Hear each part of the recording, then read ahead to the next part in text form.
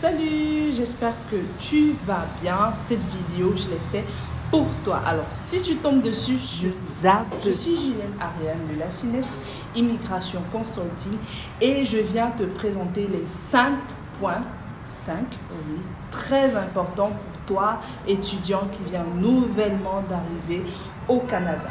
Donc, nous avons prévu ces 5 points pour que vous vous sentiez chez vous dès votre arrivée. Et surtout, prenez les notes. Ça va aller très vite. Partagez, likez, ça nous fera beaucoup de bien. Surtout pas louper, ne quitte pas l'aéroport. Je t'explique pourquoi. Ne quitte pas l'aéroport parce que tu as un agent d'immigration à rencontrer avant de traverser les portes de l'aéroport. C'est très important parce que c'est lui avec qui tu vas échanger, qui va décider si tu restes après avoir posé quelques questions. Généralement, ce sont des questions basiques. C'est-à-dire pourquoi tu viens au Canada, les études que tu souhaites faire, c'est sur quelle période, qui est ton garant? Donc là, ce sont des questions basiques. Bien sûr, si tu as besoin de plus amples explications concernant ton arrivée, les questions qui te seront posées, n'hésite pas à laisser un commentaire et nous reviendrons sur le sujet. Alors, ton échange avec ton agent d'immigration te donnera droit à un document qui te sera remis, signé, qui t'autorise bien sûr à entrer sur le territoire et tu pourras déjà te dire « Youpi, j'y suis !» Deuxième point.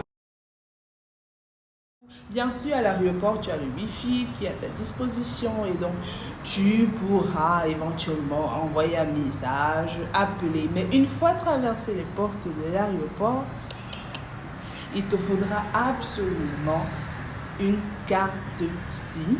Une carte SIM, pourquoi? Pour te permettre d'avoir bien sûr la connexion qui te permettra d'échanger directement avec les personnes. Des personnes laissées depuis ton pays d'origine. Si tu as un téléphone qui ne capte pas, tu seras contraint de prendre un abonnement téléphone et carte SIM. Si ton téléphone passe, tu as juste à prendre une carte SIM. Troisième point, ton NAS, c'est-à-dire que tu pourras obtenir depuis un service d'immigration directement au Canada. C'est très facile. Chaque province en a. C'est-à-dire vous allez juste taper sur Google le service d'immigration le plus proche de votre adresse pour vous être secret. Vous devez garder un peu comme mon chéri la CNI. Bien sûr avec ton NAS, tu as la possibilité de te procurer un compte bancaire qui est très important pour avoir ta carte de crédit. Attention, si tu es étudiant étranger et tu as l'intention d'obtenir ta résidence permanente, après tes études, c'est très important pour toi d'avoir ta carte de crédit. Bien sûr, si tu souhaites avoir plus d'informations concernant cela, écris en commentaire et nous ferons une autre vidéo où nous détaillerons quelle est cette importance, pourquoi cette importance en fait d'avoir votre carte. La vidéo va finir. Est-ce que tu as aimé? Un petit like, partage pour me rassurer que tu as aimé et surtout n'oublie pas de commenter. Avec tes commentaires, je saurai si ça t'a plu, à quel niveau est-ce que tu n'as pas été satisfait, quels étaient tes points d'ombre. Bien sûr, tu as le numéro de téléphone de l'agence qui t'est donné. Tu pourras bien sûr discuter directement sur WhatsApp pour avoir plus de précisions. Et bien sûr, si tu souhaites te rendre directement du côté de l'agence, nous serons ravis de vous recevoir. En 4. Sûrement, tu vas voir des gens voyager avec les médicaments et te dire, mais qu'est-ce qu'ils font?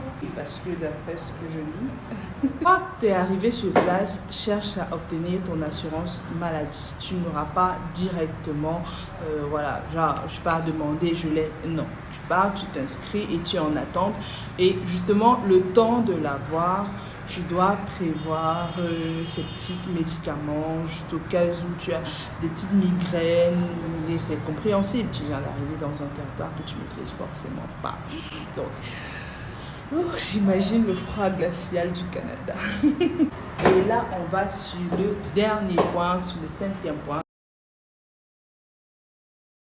Tu viens d'arriver, tu n'as forcément pas beaucoup de moyens et tu aimerais bien sûr te déplacer avec le peu de moyens que tu as. Tu auras juste à obtenir ta carte. C'est la carte, tu vas la payer une fois et après tu vas juste te charger voilà, de remplir ton passe par mois, par jour. Mais c'est très très très important également de l'obtenir. Voilà, c'est tout.